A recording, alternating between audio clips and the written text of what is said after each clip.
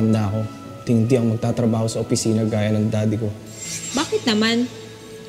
Araw-araw ganito suot ko. Tignan mo, oh. Init-init. Bakit naman hindi? Alam mo ba, lalo kang gumagwapo kapag yan ang suot mo. Tsaka ang kulang na lang, kahon, tsaka bulaklak. Joke lang. Sige. Araw-araw papasok ako sa school na ganito.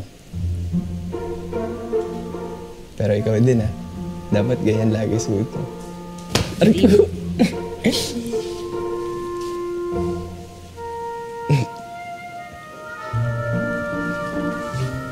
Pagtanda natin.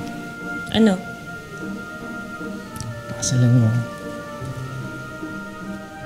Kung gusto mo. Oh, bakit hindi? Mali. Pag magpapakasal ka sa isang tao, dapat ang tanong, bakit oo? Hindi bakit hindi.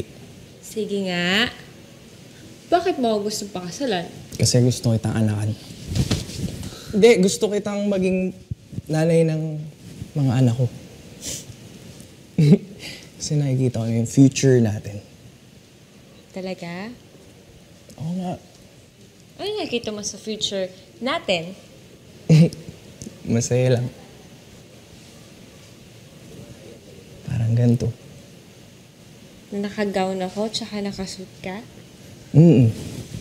Kaya, sayo na ulit tayo. Kahit walang music? Kahit walang music.